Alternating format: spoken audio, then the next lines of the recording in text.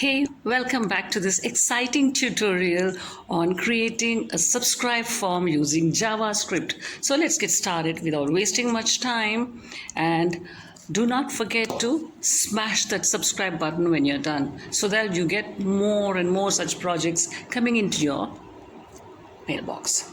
Okay, so let's get started with the HTML. We first start as usual for a form because it's a subscribe form. So it's a form. So for form, what is the HTML we follow? Usually we have a header, H1 header, and then we write the title, whatever you want to name it, JS subscribe form or submit form, whatever you call it. But basically, it's a registration form or a subscribe form to be more precise. Yeah, so I call it a JavaScript subscribe form.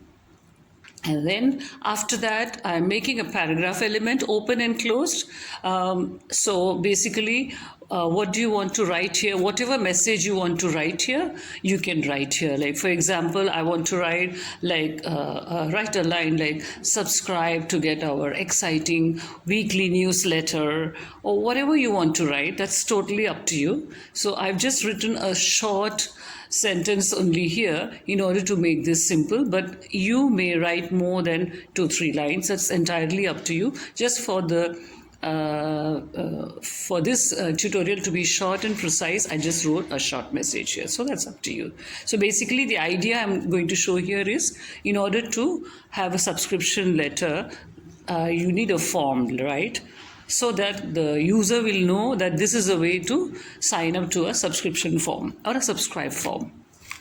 Okay, so what else you need? Remember when we made the initial HTML form way back a year ago when I done this tutorial, that was the form element for HTML. I hope you haven't forgotten that. So the open and closed form, yeah. Then inside the form element, we are supposed to write all this, like usually for action equal to the hash string. That means you are going to perform some action on a string. So you just write that. And even if you don't do that, it should be fine. Then you have a container. Okay, so that is mentioned by open and closed div. Yeah, so always you need a container, remember, in a form. Like in this particular scenario, in this container, you are going to write and show the label, because you need the label for creating different fields, if you remember. So the open and close label elements. Okay. And then in the label, what are you going to fill in to indicate it is for which field? So in this case, of course, it's for subscribe is usually for writing the email, right? Email address. So the label is for equals mail. I just call it mail. You can call it email also. And then what exactly is it going to show as a name or a indicator? Mail. Right? You can also call it email, that's up to you. So that the user will know that, yes, this is the field to fill up my email address. Okay, so that's just a label for that. And then you also need, remember, a field to type in your email address. So this is a main components for a form. So input. In the input, if you remember, it's self-closing. So you don't need a separate input element.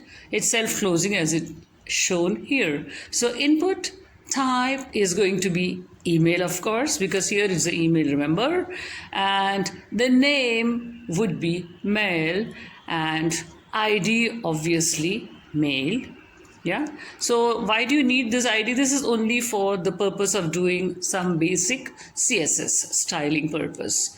Okay, now, so this is basically, this works as the input field for writing your email address. And then inside the input, do not forget, after you write the type, name and ID, you need another important element for that is component or part of an input is placeholder. Remember, placeholder is the actual empty area where it will store or where it will display the whatever text that you're typing. So in this case, you can write whatever you like. Like in this case, I'm saying enter your email address here. You can say enter your email ID here, or just email address, whatever you want to say.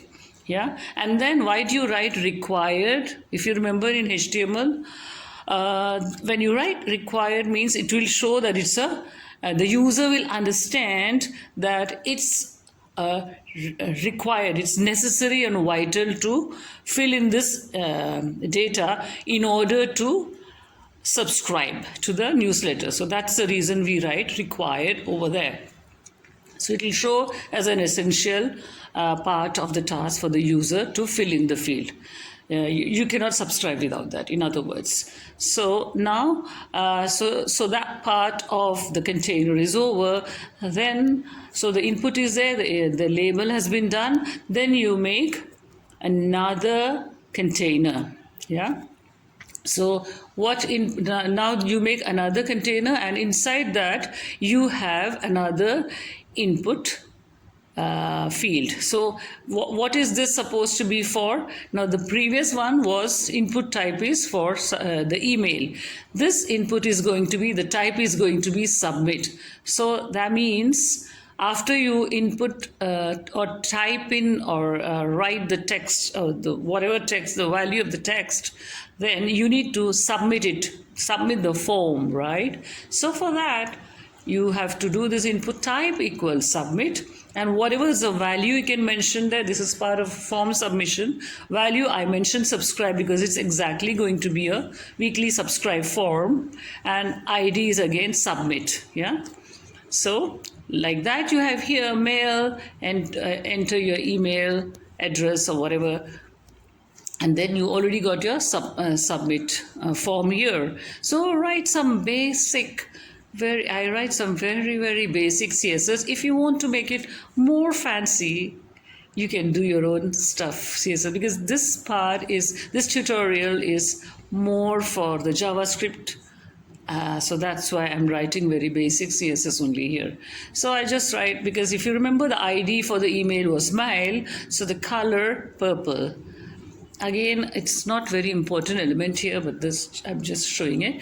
Then for submit, okay, so the text color is purple for the email, and for submit, whatever background for the submit button. So let's say I write background black or purple or red, whatever, that's up to you. I've been changing it a couple of times just to show you the different ways it looks like. So color is of course the text color that appears on the button, the submit button or the submit form. So I just give it a background of red or purple or whatever. You can experiment with your values and you can try that out. So there you go. You have a beautiful subscribe form here with the subscribe button in purple. You can make it red, blue, green, whatever you like. That's up to you. Okay. So let's go over to the JavaScript. Hey, that's the most interesting part here. Most important part.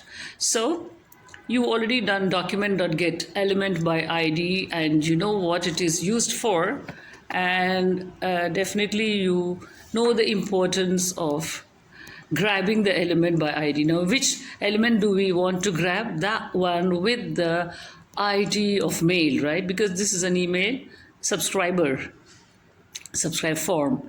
So now the on change, okay, the on change event dot on change, that means you're going to do an on change event and set it to a function.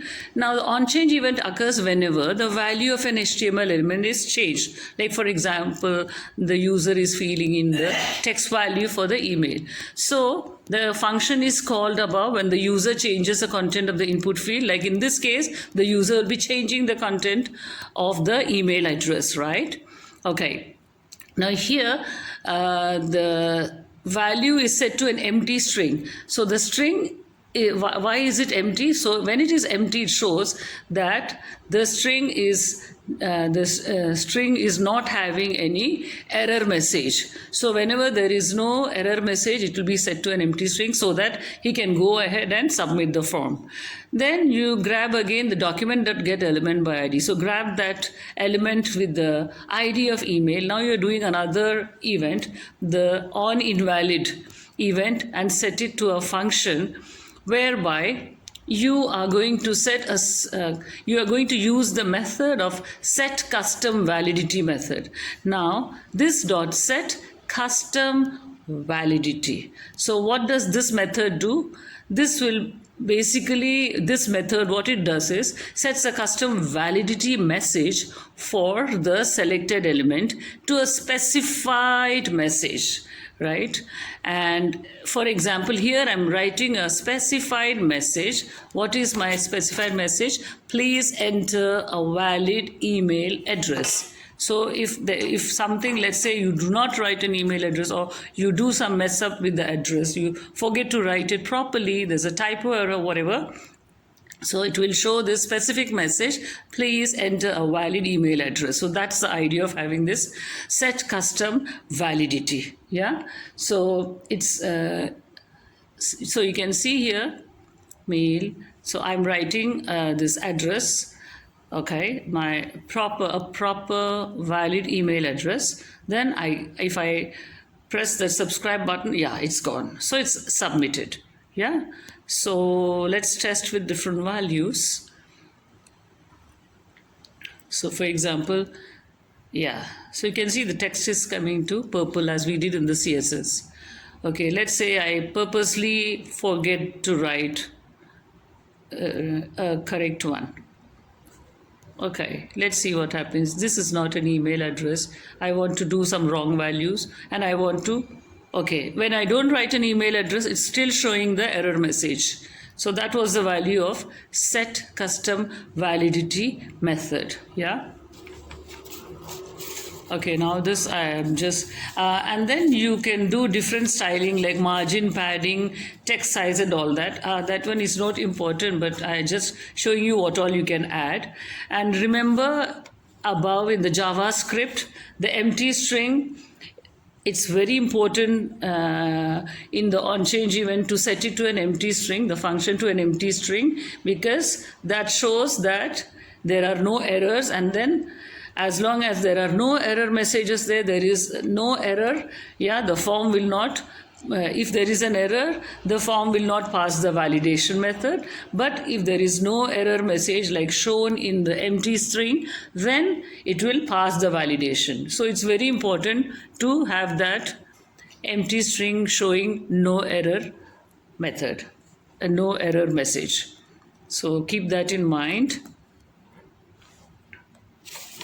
In case you have more questions to ask about set custom validity or onChange event, you can mention in the comments below. So here I'm just experimenting. I'm just showing you like whatever ways you can change the styling and all that. But that one is just not important. So I'm just showing you what all you can change. That's all. But I'm not interested in doing that styling as of now for this tutorial. I was more interested to explain what happens in the onChange event and the set custom validity method as mentioned in the JavaScript here. And do remember to press that bell icon so that you will get loads and loads of my projects in JavaScript and React in the coming weeks. Okay, so the mail here, I'm just playing around with wrong values, and you will definitely get the error message and you won't be able to submit. Yes, so that's it, and see you in the next tutorial.